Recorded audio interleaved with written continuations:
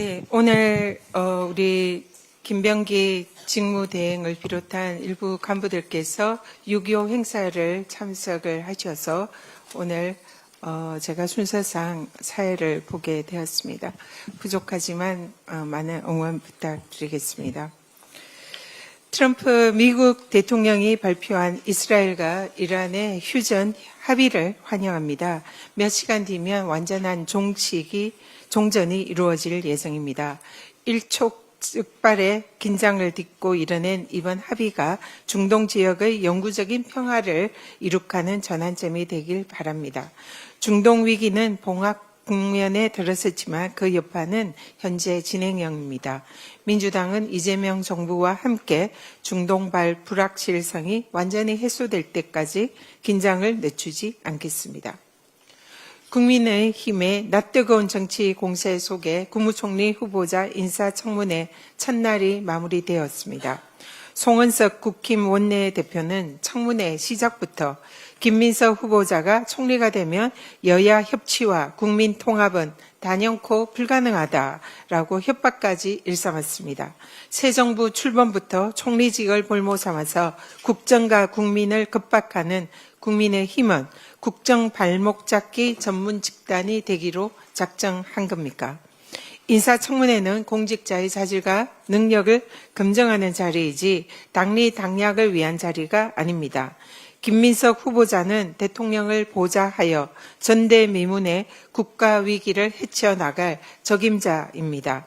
국힘이 제기한 의혹도 법과 전례에 따른 자료 제출과 충실한 해명으로 대부분 해소되었습니다. 질문의 수준은 질문자의 수준을 규정합니다. 부디 국힘은 오늘 단 하루라도 인사청문회 본연의 취지에 충실한 모습을 보여주길 바랍니다.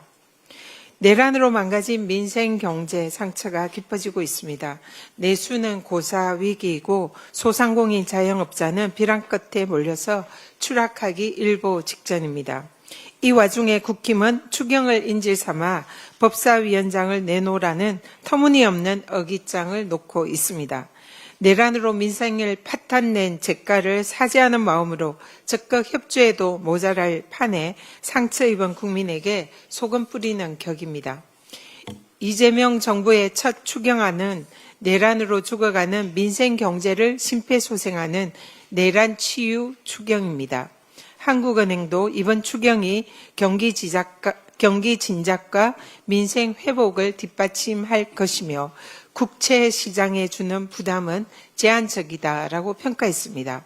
더 이상 지체할 이유도 지체할 시간도 없습니다.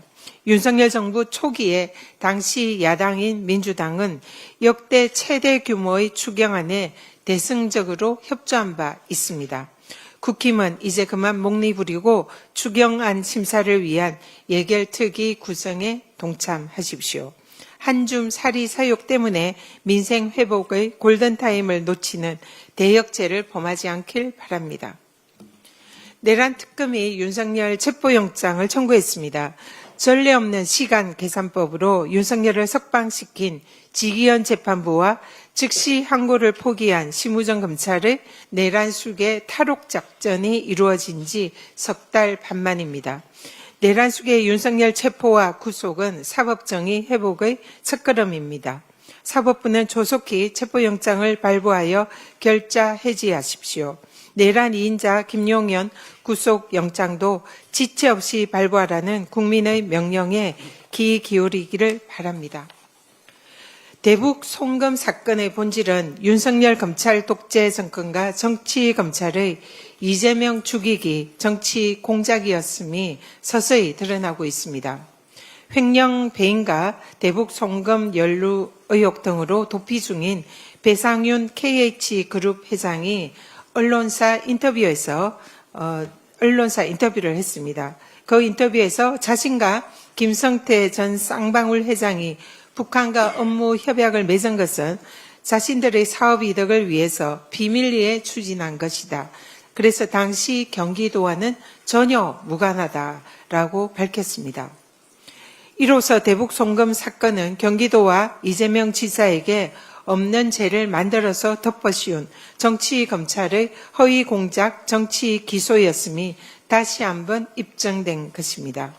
지난 정권에서 검찰은 국민의 공복이 아닌 검찰총장 출신 대통령의 정적 제거 주구 노릇만 일삼아 왔습니다. 이번에야말로 정치검찰의 무도한 칼날을 확실하게 부러뜨려야 할 때입니다. 민주당은 결코 돌이킬 수 없는 비가역적인 검찰개혁 반드시 완수하겠습니다. 이상입니다. 네, 다음으로 한준호 최고위원의 발언이 있겠습니다. 네, 오늘은 6.25 전쟁 75주년입니다. 나라를 위해서 또 가족과 이웃을 위해서 전장에 나가 헌신하셨던 호국 영령과 참전 용사들을 국민 여러분과 함께 기억하겠습니다. 지난 75년의 역사를 돌이켜보면 나라를 위해 고통과 희생을 감내하는 것은 언제나 국민이었습니다. 동전 산잔의 비극은 이 땅의 평화가 깃들어야 한다는 국민적 의지의 씨앗이 되었고 모두의 안녕을 짓밟았던 군부 정권 폭압에 맞선 역사가 대한민국 민주주의를 더욱 강고하게 만들었습니다. 수많은 희생 위에 선진국 대한민국이 있습니다. 그런 나라에서 비상계엄과 내란은 있을 수 없고 있어서도 안 될 일이었습니다. 다시는 국민과 국민이 서로 대치하는 상황은 발생해서는 안 되겠습니다. 그래서 내란은 반드시 청산되어야 합니다. 그래야 12.3 계엄과 같은 분노의 역사가 다시 반복되지 않을 것입니다. 어제 서울고등법원 형사 20부는 김용현 전 국방부 장관의 항고를 기각했습니다. 법원이 조건부 보석 허가를 한 것을 두고 구속 상태를 불법적으로 연장하기 위한 수단에 불과하다라는 궤변을 펴면서 항고를 했던 것인데요. 내란 혐의자가 참 말이 많습니다. 내란 특검이 지난 18일 김용현 전 장관을 추가 기소하면서 구속영장 발부를 요청했고 어제는 증거인멸 우려에 대한 추가 의견을 제출했습니다.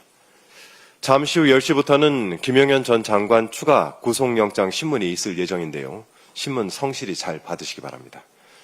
아울러 내란 수기 윤석열에 대한 체포영장도 청구됐습니다. 그렇게 법치주의를 외치던 검찰주의자가 정작 자신에 대한 조사는 불응하고 있습니다. 체포는 본인이 자초한 것인데 어디서 위헌, 특검 불인정 이딴 소리를 하고 있는지 모르겠습니다. 특검을 왜 거부합니까? 죄 지었으니까 거부하는 겁니다. 2021년 12월 29일 윤석열 씨 본인이 했던 말 그대로 되돌려드립니다. 조사 똑바로 받고 죄값을 제대로 치르시기 바랍니다. 어제 이재명 대통령께서 해양수산부를 올해 안에 부산으로 이전할 수 있도록 방안을 검토하라라고 지시를 하셨습니다. 같은 날 국정기획위원회에서도 해수부 업무보고에 조속한 청사 이전을 위해 구체적 로드맵을 만들어달라라고 요청했다는 보도도 있었습니다.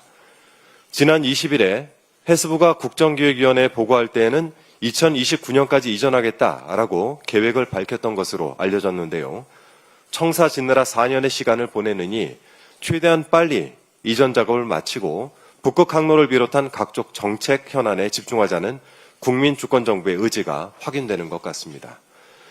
그런데 국민의힘이 또 딴지를 걸고 나섰습니다. 해수부 부산 이전이 지방선거용이다라고 주장을 하고 나선 것인데요. 어제 국민의힘 장동혁 의원이 라디오 인터뷰에서 이런 취지로 발언을 했다고 합니다. 해수부 장관 후보자로 지명된 전재수 의원의 출마설까지 거론하면서 표심을 자극해서 선거용으로 쓰기 위한 것이 아닐까요? 라고 말을 한 것인데요. 국민의힘 의원이 이렇게까지 말할 정도면 정말 해수부 부산 이전이 유발하는 효과가 상당할 것이란 기대감마저 듭니다. 국민의힘 소속인 박형준 부산시장도 그래서 이재명 정부와의 소통을 강화하겠다면서 해수부 입지는 북항 일대가 최적지란 입장을 선제적으로 밝힌 것 아니겠습니까? 민주당과 민주정부가 추진하는 일이라면 포퓰리즘으로 싸잡아 매도해 국민의힘의 이 버릇 틈만 하면 도지고 있습니다. 민주당은 표를 얻기 위해서가 아니라 국민의 삶을 위해서 정치를 하고 정책을 추진해 왔다는 점 분명히 말씀드립니다. 정부 부처 하나 이전하는 것은 결코 쉬운 일이 아닙니다. 해수부를 품고 있는 충청권의 아쉬움도 깊이 이해하고 있습니다. 해수부를 이전해 해양 강국으로 도약하고 세종 집무실 건립으로 행정 수도를 완성하겠다는 대통령의 고심 어린 결단이 국민 모두에게 공이 이득이 되는 길이 될 수 있도록 더불어민주당도 세심히 챙겨가겠다는 말씀드립니다. 이상입니다. 네, 다음으로 김병주 최고위원의 발언이 있겠습니다. 네, 오늘은 우리 민족의 아픔과 희생을 상징하는 6.25 전쟁일입니다. 우리는 6.25의 아픔을 잊지 않고 평화의 소중함을 다시 한번 되새겨야 합니다. 평화는 결코 당연한 것이 아닙니다. 저절로 얻어지는 것도 아닙니다. 지속적인 대화와 협력으로 한반도의 긴장을 낮춰야 합니다. 그러면서도 압도적인 힘으로 감히 우리 평화를 위협할 수 없도록 만들어야 합니다. 우리 민주당과 이재명 정부는 이러한 대한민국을 만들어 가겠습니다. 이스라엘과 이란의 휴전 소식에 국제 유가가 7% 넘게 떨어졌습니다. 국내 정신은 크게 올랐습니다. 외국인과 기관이 바이코리아로 돌아선 겁니다. 어제 코스피 지수는 전 거래일보다 2.96% 상승한 3,103으로 거래를 마쳤습니다. 코스피 지수가 3,100선을 돌파한 것은 2021년 9월 이후 약 3년 9개월 만입니다. 외국계 투자은행인 JP모건은 앞으로 1년 안에 코스피 지수가 3,500까지 오를 수 있다고 전망했습니다. 주식시장이 더욱 투명해지고 배당과 주주 환원도 개선될 수 있다는 걸 근거로 들었습니다.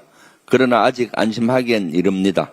이스라엘과 이란은 휴전 발표 이후에도 미사일 공방을 벌이고 있습니다.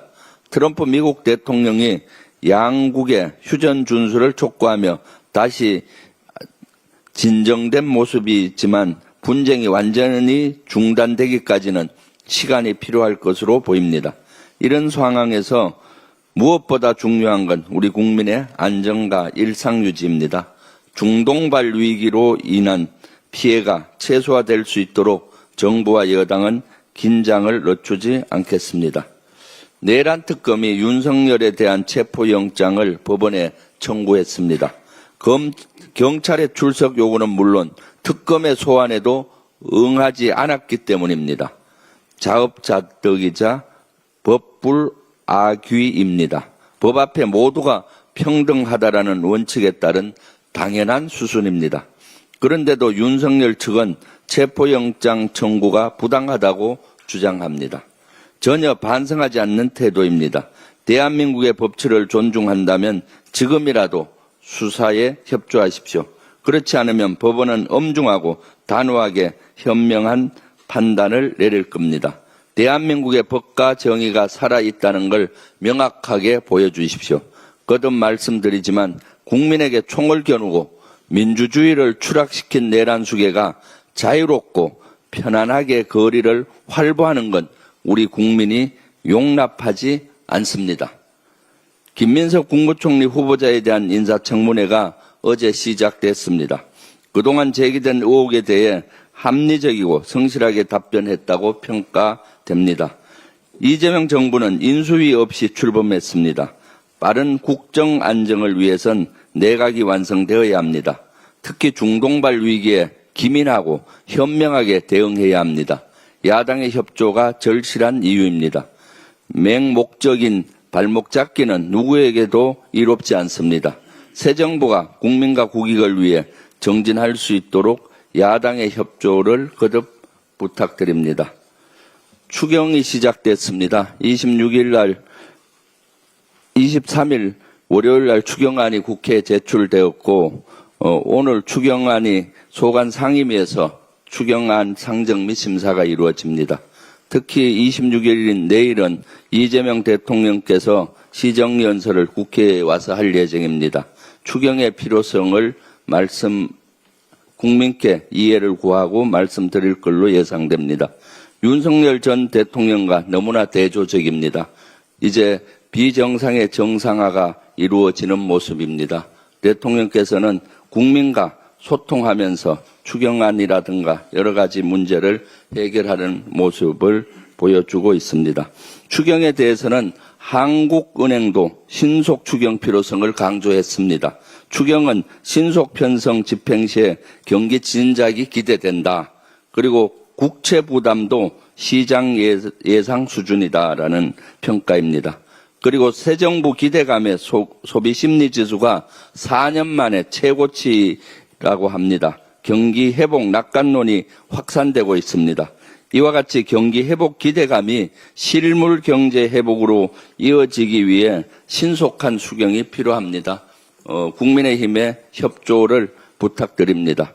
대북 송금 사건 본질은 검찰의 정치 공작, 또 이재명 죽이기였다라는 것이 드러나고 있습니다. 횡령, 배임, 대북 송금 연루 의혹 등으로 도피 중인 배상윤 KH그룹 회장은 언론사 인터뷰에서 김성태 전 쌍방울 회장이 북한과 업무 협약을 맺은 것은 사업 이득을 위해 비밀리에 추진한 것으로서 당시 경기도와 전혀 무관하다고 밝혔습니다. 대북 송금은 이재명 죽이기다. 검찰 정치경찰의 형태를 보여주는 대표적인 사례입니다. 검찰개혁의 중요성을 다시 한번 국민께 일깨우는 대목이라고 생각합니다. 이상입니다. 네, 다음으로 이현주 최고위원의 발언이 있겠습니다. 네, 어제 검찰 조사실을 방불케 한 김민석 총리 후보자의 인사청문회에 대해서 유감을 표시합니다. 그러나 그 와중에도 후보자는 진정성 있는 태도로 차분하게 성의 있게 답변을 하였습니다. 자녀 특혜 의혹에 대해서도 소상하게 설명을 하였습니다. 정치적 책임감을 보여줌으로써 오히려 위기의 대한민국 국정을 이끌어갈 총리로서 적임자다라는 인상을 심어줬다, 이렇게 평가를 합니다. 어제 소위 빅3 소속 전공의 대표들이 조금 업무 복귀 입장을 밝혀서 지난해 2월부터 시작된 기나긴 의정 갈등이 드디어 해결될 전망입니다. 김민석 후보자는 지난해 초부터 대화 타협으로 파국을 막고 국민 불안을 해소해야 한다고 일관되게 주장을 해오셨고, 보건복지위 활동 등 보건 관련 경험도 풍부한 분입니다. 신속하게 총리 인준을 마치고 의정 갈등이 해소되어서 고장난 의료 시스템을 제자리로 되돌리는 데 역할을 하실 수 있게 협조해 주시기 바랍니다. 어제 여안구 통상교섭 본부장께서 미 워싱턴을 방문해서 미국 러트닉 상무장관과 그리어 USTR 대표 등과 첫 관세 협의를 진행했습니다. 관세 면제를 강조를 하셨고요. 한미 양국은 지금 산업 구조 면에서 정확하게 보완적인 관계에 있다, 이렇게 평가를 합니다. 산업 공급망이 긴밀하게 서로 연계되어 있고, 현재 미국이 필요로 하고 있는 제조업의 지원, 제조업 부활에 우리 대한민국 세계에서 내놓으라 하는 대한민국의 첨단 제조업이 큰 기여를 할 수 있을 거라고 기대를 합니다. 이런 면에서 과거에 한때 우리가 중국과의 무역 관계에서 이 중간재 무역을 통해서 상당한 어떤 낙수 효과를 누리고 우리 경제가 성장하는데 큰 기여를 했습니다. 그런 것처럼 지금 현재 우리의 무역 구조는, 산업 구조는 미국과의 정확하게 보완 관계에 있기 때문에 이 미국과의 경제 협력, 전략적 경제 협력이 엄청난 윈윈 시너지를 가지고 올 것이다, 이렇게 예상을 합니다. 이런 상황에서 이 협상이 잘 진전되고 양국 간에 윈윈하는 시너지를 낼 수 있기를 기대하고, 특히 조선, 에너지, AI 등 면에서 양국이 세계 번영에 이바지할 수 있기를 바랍니다. 어제 이창용 한국은행 총재가 국내 은행권 수장들하고 모여서 가계대출 관리와 실물경제 지원에 대해서 논의했다고 합니다. 굉장히 떠들썩하게 논의를 해서 많은 언론에서 또 보도까지 되었는데요. 주택시장 리스크도 언급하고 가계부채 관리에 대해서도 언급을 했다, 이렇게 들었습니다. 한국은행이 금융시스템 안정을 도모하고 금융시스템에 대해서 뭐 통화정책뿐만이 아니라 금융 시스템에 대해서 들여다보는 역할을 할 수도 있다 이렇게 생각하지만 너무 많이 나간 것 아닌가 하는 생각을 하지 않을 수가 없습니다. 지금 정권이 교체된 지 얼마 되지 않았기 때문에 사실 아직 경제부총리 등 경제수장이 공석이고 대통령실도 인수인계가 제대로 되지 않아서 굉장히 어려운 상황입니다.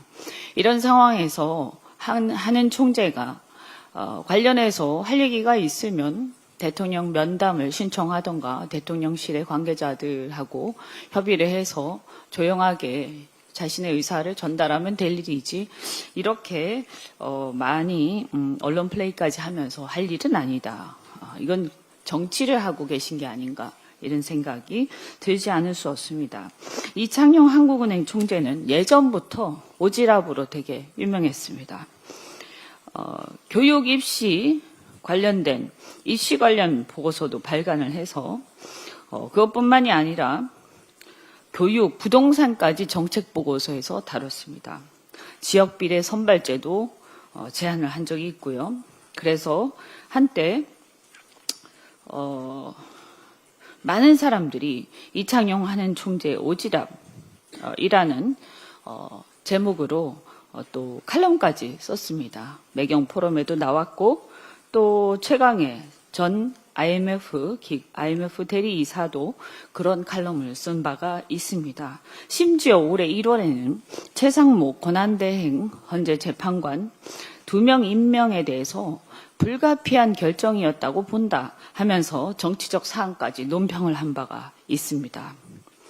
하는 총재의 말 한마디 한마디는 시장의 구두 개입으로 영향을 미칠 수 있는 만큼 굉장히 신중해야 합니다. 특히나 지금처럼 정권 교체기 그리고 또 여러 가지 대외적인 변수가 정세가 불안정해서 물가라든가 이런 것들이 영향을 받을 수 있을 때는 더욱더 신중해야 할 것입니다. 특히나 위헌 논란이 있는 그 헌재 재판관 사안처럼 위헌 논란이 있는 정치 사안에 대한 발언은 정말 신중해야 하는데도 그 당시에 이렇게 이런 마은혁 재판관을 제외하고 임명한 게 명백한 위헌 위법이라고 결국 결론이 나지 않았습니까? 그래서 이런 부분들, 이런 도발적인 여러 보고서라든가 이런 것들을 쓰면서 정말 이 칼럼 말대로 오지랖이 너무 넓은 거 아닌가라는 생각을 하지 않을 수가 없습니다.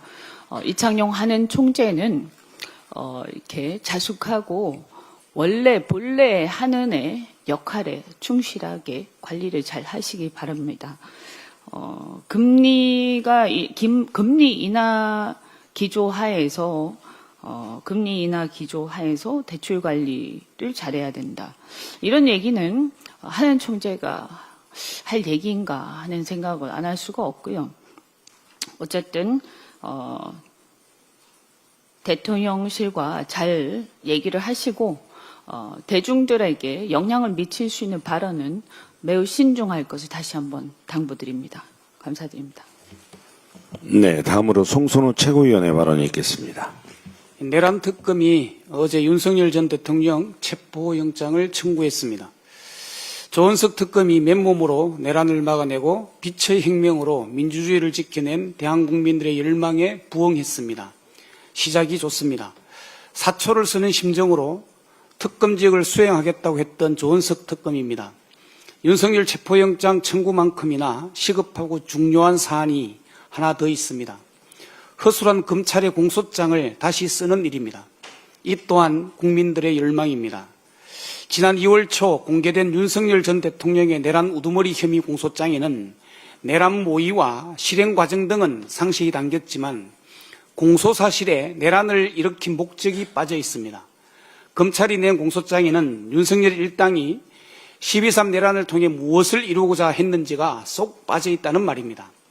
대신에 야당의 법안 단독 처리, 정권 퇴진 탄핵 집회, 국무위원 등 공직자 탄핵, 예산 삭감, 선관위 부정선거 의혹 등 윤석열이 주장한 비상계엄 동기만 잔뜩 나열되어 있습니다. 헌법 개정, 재선, 삼선, 통일 대통령 등 영구 집권이라는 계엄의 목적을 암시하는 단서가 가득한 노상원 수첩을 확보하고도 검찰은 그 내용을 공소장에 담지도 않았습니다. 윤 전 대통령과 극렬 지지자들은 이를 빌미로 야당의 입법 독주를 경고하기 위한 대국민 호소, 2시간짜리 내란이 어디 있냐, 계엄을 선포한 건 자유민주주의를 지키기 위한 것이라는 망발을 쏟아내고 있습니다. 계엄의 목적에 대한 사법적 심판이 빠진 검찰의 허술한 공소장 탓에 계몽령이라는 사기적 궤변이 득세하고 있는 것입니다. 보수 언론까지 가담했습니다. 지난 12일 김창균 조선일보 논술 주간은 12.3 계엄은 애초에 실현 가능성이 없었다. 미수에 그칠 수밖에 없는 불능 범죄. 이 어처구니 없는 계엄 시도에 내란이라는 거창한 포장지가 씌워졌다. 라는 내용의 칼럼을 썼습니다. 검찰 공소장이 빌미를 준 것입니다.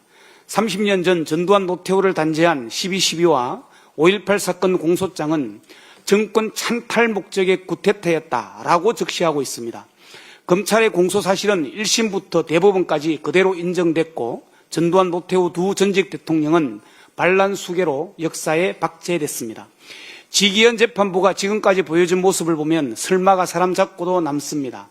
내란은 온데간데 없고 윤석열과 김용현의 망상에 의한 계엄 미수로 축소될지 모르는 일입니다.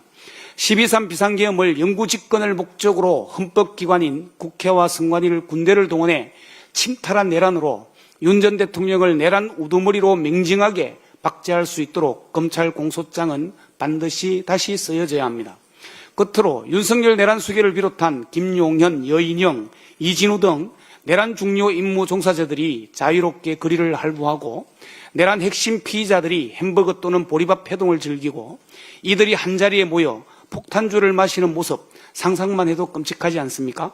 이런 상황이 현실이 되지 않도록 3대 특검과 재판부에서는 윤석열과 김건희를 비롯한 내란 수계와 내란 주요 종사자 모두가 구속되도록 모든 조처를 다할 것을 촉구합니다. 내란 종식, 진짜 대한민국의 첫 출발입니다. 이상입니다. 네, 이상 발언을 모두 마치고 전현희 최고위원께서 회의를 폐회하시겠습니다. 제121차 최고위원회를 폐회하겠습니다. 모두들 수고하셨습니다.